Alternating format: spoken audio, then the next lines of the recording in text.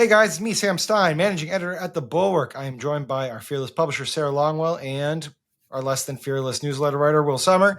We are going to be talking about Ron John, 9/11 conspiracies, maybe a little bit of Mike Lee, if we can get into it, and conspiracies around Trump's attempted assassination in Butler. Before we do that, subscribe to the feed. We appreciate the subscriptions. All right, let me set the stage, and then I'm going to kick it around. Ron John, our senator from Wisconsin, was on Benny Johnson's show yesterday, I believe. And I don't know how the topic turned to 9/11, but eventually it did.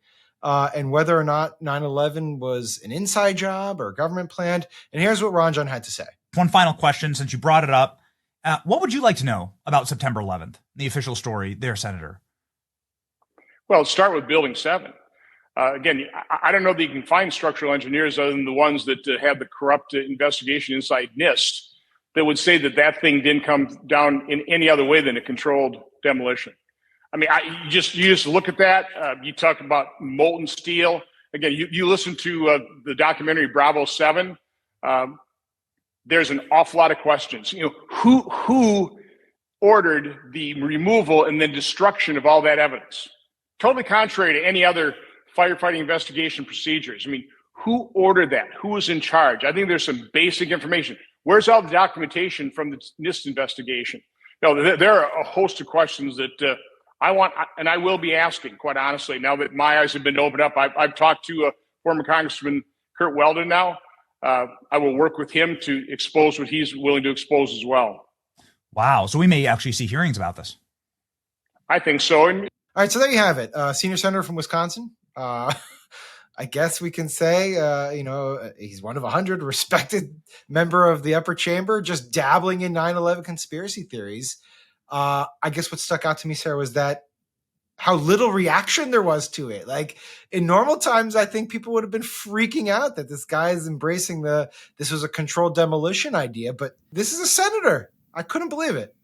Not only is he a senator, but he has the unique distinction of being a pre-Trump senator. It is one thing, right? Post-Trump, you get Marjorie Taylor Greene with the Jewish space lasers, and like conspiracy theories are now because Donald Trump. It's the PT versus the post. Okay, that's right. I think this is important because what it shows us is something important, which is that this strain, it like lived inside of them, and they just get to let their freak flag fly because it's cool now, right? Like based Mike Lee. It's so funny about Mike Lee. I used to be Mike Lee, like for the Supreme Court. Mike Lee was a super interesting, thoughtful conservative who has now shaved his head and is game for every conspiracy theory in town. And it makes sense, right? Like Donald Trump is a conspiracy theorist in chief who launched his political career with the conspiracy theory that Barack Obama was a Kenyan Muslim socialist and not born in the United States of America. And so post-Trump, the fact that he has attracted tons of conspiracy theorists makes some sense.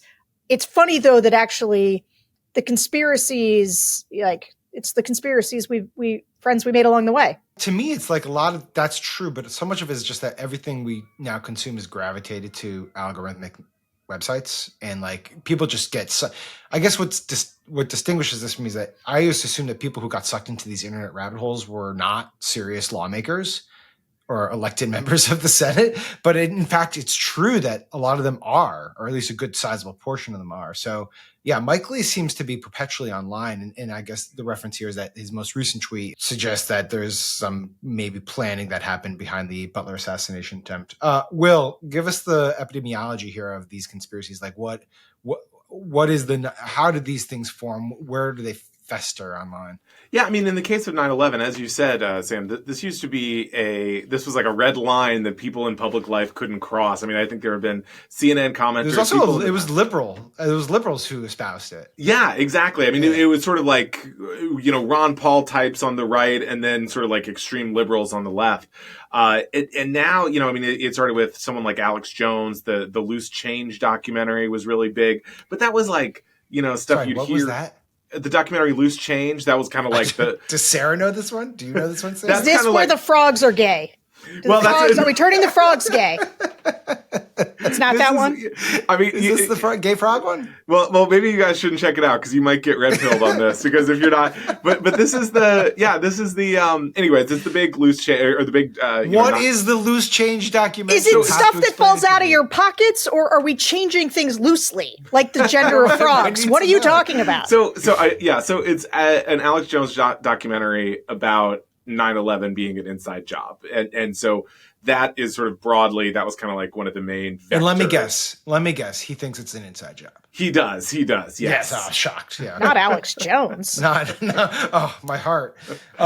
How did it gain foothold in the White? Just because Alex Jones? Well, I think we see with Trump and, with Trump getting into birtherism, long ago and all this stuff. I mean, just a lot more of this stuff under the Obama presidency, I think, became increasingly respectable. And then particularly once Republicans kind of ditched George W. Bush, then you could say, 9/11 was an inside job. I mean, you have Ron Johnson here just dropping how was Building 7 demolished? Or planes can't make that big of an explosion. I mean, he's apparently pretty deep into it. Hold on a second. So you just said something really important that makes a ton of sense, which is the abandonment of George W. Bush. Now, because on one hand, you could talk about the political realignment of all the cranks, now anti-vaxxers, whatever, they've all moved into the Republican Party. But this idea of the subsequent nature of what happened post 9/11, which was Iraq and Afghanistan, which have just been so widely discredited on the right as a political move, and the way that George W. Bush is now, he is not simply not revered, he is loathed on the right. He's a pariah. Yeah. And so actually it does make sense that blaming George W. Bush is part of this natural evolution/devolution for the Republican Party away from that era's politics. So I just want to make sure I'm unpacking this right. Under this conspiracy, George Bush either and also let's keep in mind Israel, looms large here as well. Obviously, naturally. Did they do 9/11? The Jews are responsible for everything, Sarah. My people are very talented. But under this idea, it's they wanted, allowed, or facilitated the destruction of the World Trade Center towers because they needed some sort of rationalization or justification for launching a massive war in the Middle East that would enrich the military-industrial complex, of which they were major members. That's the basic conspiracy, right? That's right. Mm-hmm. Okay. Does it run into any problems with Trump's closeness to the Saudis? Well, that's an interesting one. I don't think it does because they don't really exist in the world of reality. And so you have a lot of these things where it's like, well, how is Donald Trump the big anti-human trafficking crusader if he was pals with Jeffrey Epstein? And they say, well, he was going undercover. And, in the same way, I think it may be that Trump is going undercover in the Saudi royal family. Sarah, you do all these focus groups, so I'm kind of curious. Do you see a lot of this stuff among people? Or has it grown over time where you see this type of thing? Yeah, I mean, it is a big, long conversation about how authoritarians succeed. And part of it is by creating an environment in which truth simply cannot be known, which is an interesting thing when I think about what it meant to be a young conservative, because a big animating factor of being a conservative in the early 2000s was actually specifically that truth could be known and that right and wrong were real concepts, and that it was the left who said that, everything was morally relativistic.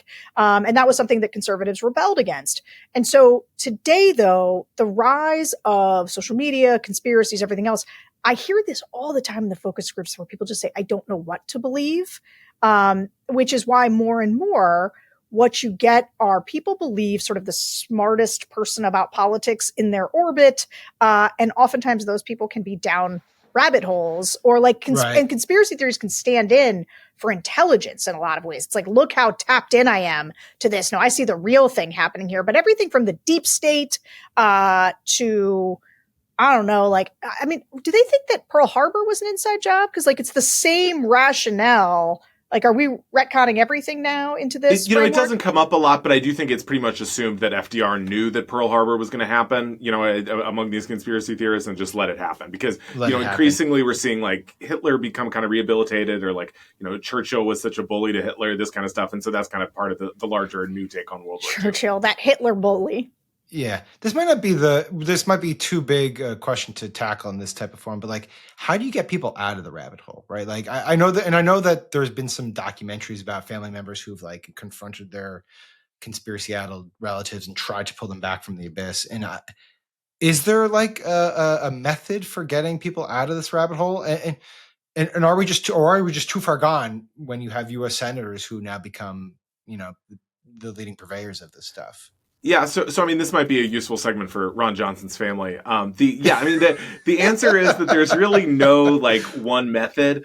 The best things I've seen, especially from talking to families with people, members in QAnon, is just trying to like get them obsessed with something else. And so maybe it's like sports, getting them outside, maybe even a video game. Just like there's kind of this like intensity that comes with a devotion to a conspiracy theory. And if you could just kind of like get them offline, which is often easier said than done.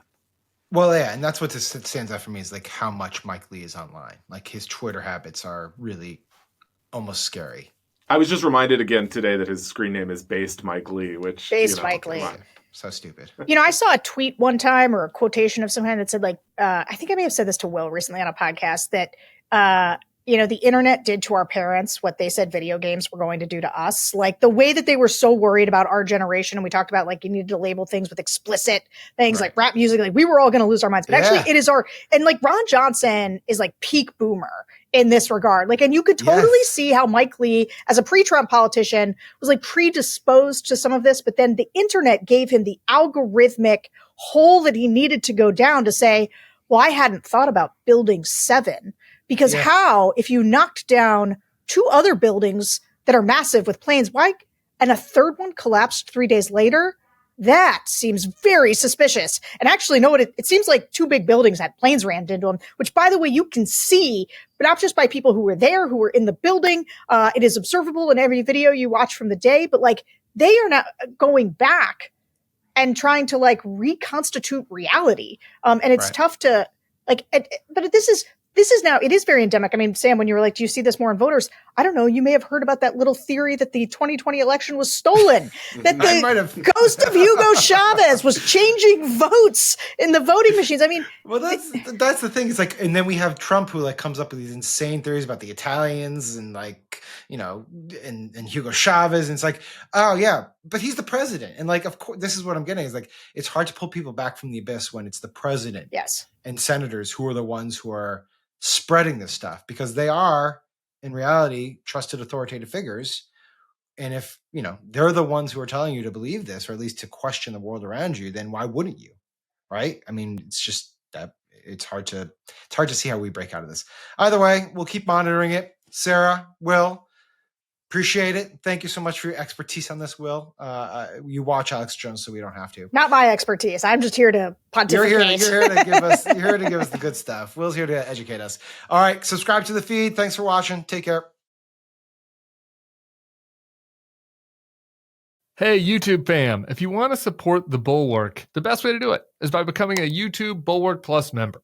The Bulwark is truly independent. We have no corporate overlords. We're not settling any dumb lawsuits with Trump. By joining, you help support our work, and you can get a bunch of perks right here on this platform.